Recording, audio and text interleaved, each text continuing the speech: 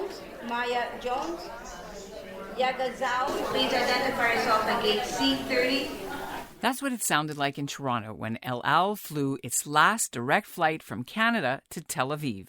And I was at Toronto's Pearson International Airport to see it happen. I thought it was important that we mark the milestone on Thursday since we've been covering the story all summer once El Al decided to shutter its historic direct service to Toronto after nearly 40 years. El Al did have direct flights from Montreal, but that ended years ago. People flew on El Al for many reasons, mainly because it's the flag carrier of Israel and the national airline of the Jewish state. During the pandemic, though, an American Jewish businessman and his family moved to Israel and bought a controlling interest in El Al. There was a massive government bailout, and El Al got back in the air, but not without chopping some long-standing routes and opening others. In June, as we've reported, the airline quietly moved to cut direct flights to Toronto, plus Brussels and Warsaw, effective October the 27th. El Al never did properly explain to us or the Jewish community why Canada is no longer considered a good market, even though before the pandemic, 100,000 passengers flew to Israel from here, and not just Jews, but also Christian pilgrims.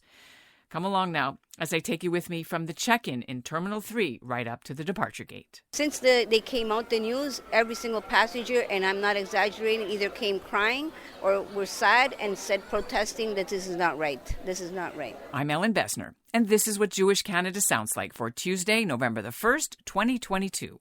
Welcome to the CJN Daily, a podcast of the Canadian Jewish News, sponsored by Metropia.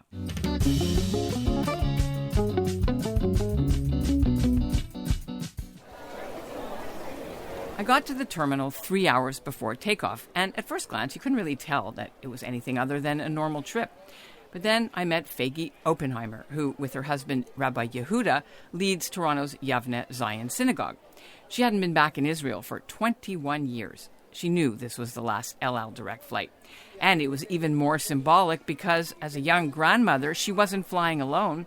She was escorting her daughter, Elisheva, back to her home in Jerusalem, carrying her brand new 2-week-old baby daughter in tow. You're going to Israel. This is the first time in 21 years that you're actually setting foot in Israel. That is true. And you're on the last flight from Canada. That's correct. How does this make you feel? It definitely feels like a homecoming, a long awaited homecoming. I'm excited to be coming in on an El Al Jewish flight. And it's just, I can't wait to be there. Can't wait to get there. Except that this is the last time El Al is flying direct from Canada. I'm trying not to think about that. It's very bittersweet because I don't really like stopovers. So I don't know if I'll be continuing unless I'm flying from somewhere else. You never know where you might move to, but I'm sad that El Al is discontinuing their nonstop flights. I enjoyed El Al. Every time I flew that with El Al, I really enjoyed myself. I found them to be, they had great customer service, they had amazing stewardesses, great. I didn't have any bad experiences. I'm just, I guess it was an executive decision that I had nothing to do with. And as far as people, have you heard your people in your congregation or people that you know, did they realize that this is the last flight? And what did they say when they heard? I think by the time everybody realized it was really just too late to do anything, so everyone was just, same sentiments, what a shame, chaval. And so now you're going with your daughter, your new granddaughter, right. And you're going to visit for a while, and how are you coming back? I am taking an El Al with the stopover because it will be, it's too late by the time next week rolls around. But I am doing a stopover in New York, a short stopover, but I just really wanted to fly that last El Al flight out, so I'm doing the round trip with El Al. Well, showing support too, right? It looks like there was a lot of people. Looked full. I don't know. Yeah, it did. On this flight, I saw a well-dressed Russian couple check in with their 2 small dogs, who they were wheeling around in a dog stroller. There was an Israeli-Canadian couple who've lived in Toronto for over 30 years. They were flying back to vote in this week's elections. And then I met Daniel Goldstein from Toronto. He and his wife just immigrated to Israel this summer, but he came back to Canada for a week to help out in the family vinyl window business. So been in Israel for a few months now, for 3 months, came back for work. But yeah, when we heard that it was the last flight, it was kind of, not that we knew it was happening, and we heard a couple of months ago that it was in the works, but it's very sad to hear that our home airline won't even fly direct, and it's one of the major hubs for Jews, talking Canada. It's not just Toronto, there's So a lot going on here, and it's just very, very sad for this to happen to us. So you came for work by yourself, or Yeah, so I came in for the week. My family's still there, so get to go back now to them. Miss them. Made Aliyah. Where did you make Aliyah from? We moved from here, from Toronto. We're living in Modi now. So my wife and 4 kids are back there. Beautiful community there. It's very nice. Modi, yeah. It's very nice, beautiful. Expatriate North Americans are there. There's a lot. It's the middle of New York, New Jersey, essentially. But yeah, no, it's a nice soft landing place. It's good for the family. It's good for the kids. They make friends easily there. So we're very happy so far. And did you get any swag or anything like they give it? Well. Oh. Okay. That's great. Checked the bag of 23 kilos for little goodies. So a little bit of swag from back home. A little bit of treats for the kids. And you always fly El Al? I try to. If it's available, then yes. I mean, I don't mind stopping in New York to fly LL, but if the day doesn't work, then yeah, I'll fly. Last time I flew Air Canada, but majority of times it's LL. And so today's a very nostalgic day. Are you doing anything to mark it, or I don't know? I was wondering whether to do something on the plane, but yeah, you never know. Could just go quietly down into the night, but yeah. El Al's local staff at Pearson were handing out souvenir water bottles and passport holders, while the security team asked people the usual questions like which synagogue they belong to. Now these 30 workers will lose their jobs over the next few weeks. Agent Giovanna Serrao has brought candies and chocolates with her to hand them out on her final shift.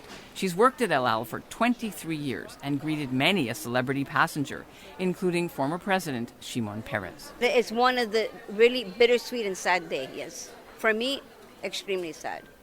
So because for me, it wasn't like coming to work, it was like coming to see my family. And all the passengers, because they were frequent, in 23 years I knew them by name.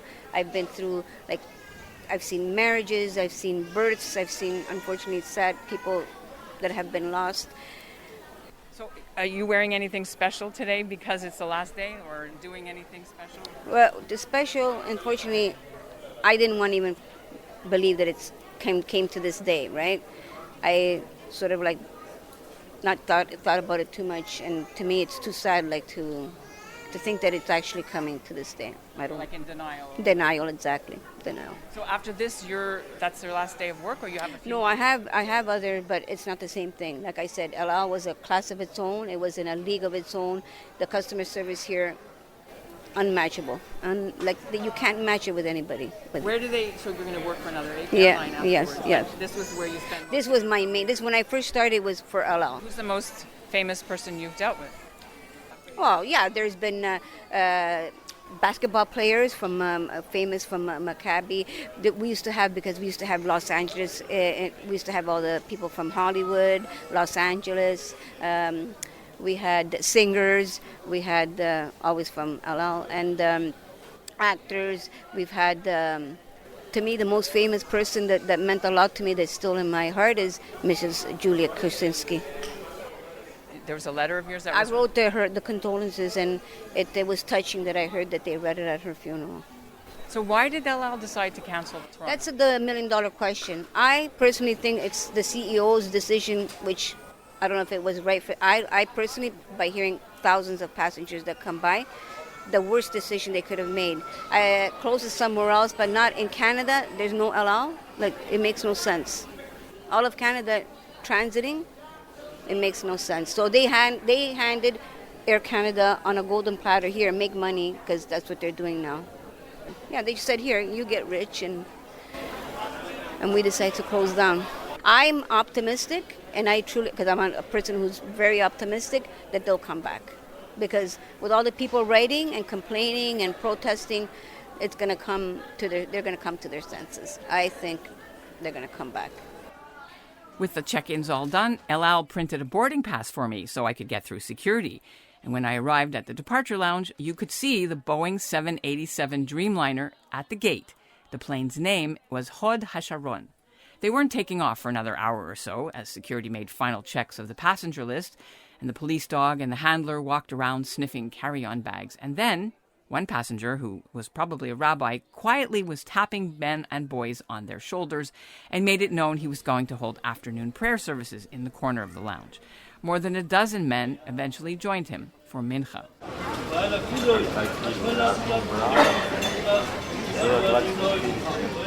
Soon, the pilots and flight attendants made their way up to the gate to get on board first, and the passengers broke out in spontaneous applause and started filming everyone.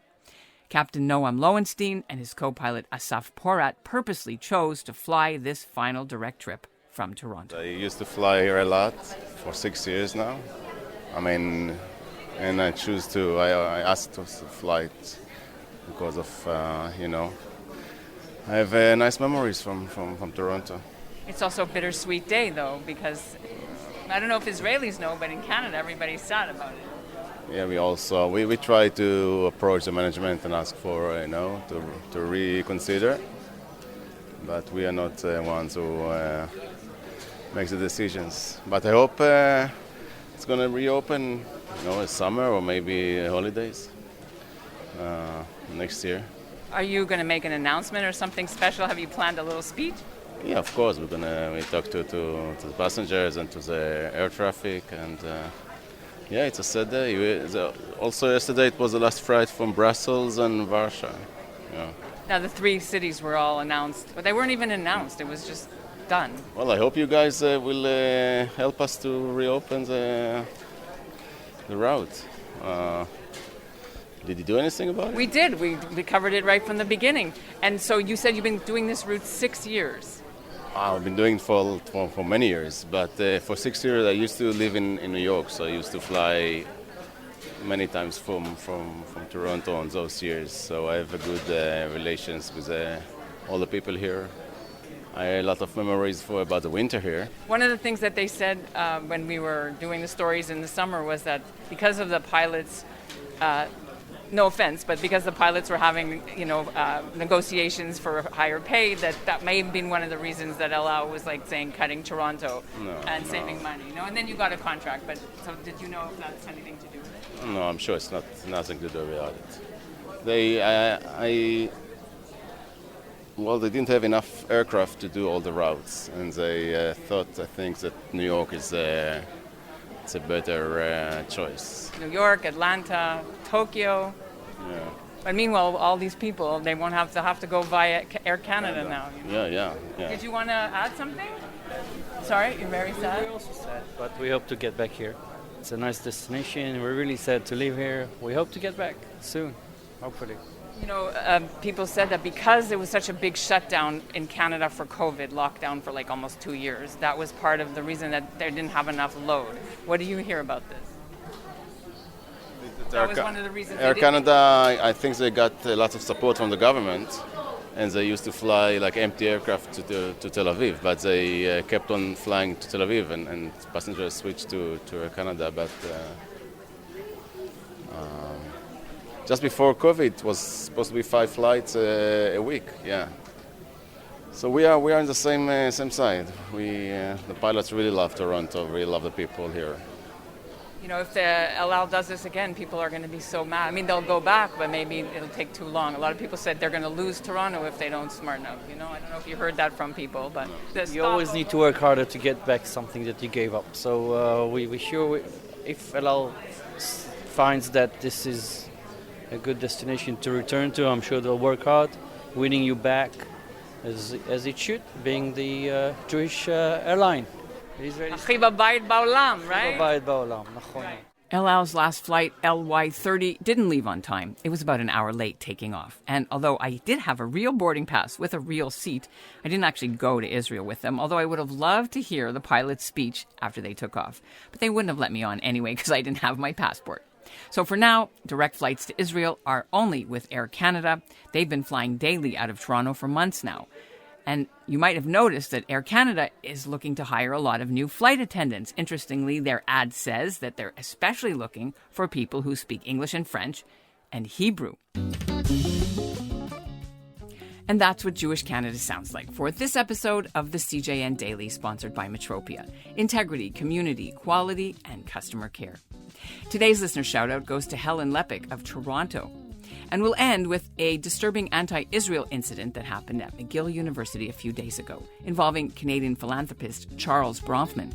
Bronfman was on stage being introduced by the new Dean of Arts, because he's donating $5 million to help fund a new program. It's going to be called Conversations, and McGill's Institute for the Study of Canada is going to put these on beginning next year. But before Bronfman could speak, a protester began yelling from the audience, accusing Bronfman and his family of helping Israel carry out ethnic cleansing of Palestinians in 1948 and criticizing Bronfman's support for birthright trips, among other things. And he demanded Bronfman make a historic apology to Palestinians. It took a few seconds till the organizers moved in to escort the protester out. Officials say the protester was not a McGill student. Here's what the exchange sounded like. Thanks for listening. Thank you, Dean. My pleasure. Great to be here. Great to see all these nice, shining faces. We're discussing immigration, is it? We're not. Oh, no, they did that. They did a great job, too. They're doing that, yes. I must admit. So let's... Bronfman, your family has a long history of supporting anti-Palestinian and pro-apartheid positions. You instigated birthright to send North Americans to Israel, to Palestine. Your family sent weapons to the Zionist forces in 1948 to ethnically cleanse Palestinians. At this late stage in life, do you want to apologize to Palestinians? You want to apologize for what you've done to Palestinians? I think you should leave, sir. You want to apologize? I do not want to discuss the sir, subject can you please, with you or anyone else. Can you please leave the space? You're not going to... It's not what we're here to discuss today. And Human Rights Watch wrong to say Israel's committing the crime of apartheid? Is Amnesty and Human Rights Watch wrong to say you're committing the crime? You see, life can be beautiful. Sometimes it's not. Sometimes some hothead comes into a room and tries to disrupt things. But we were saying... So what I wanted to first talk about was...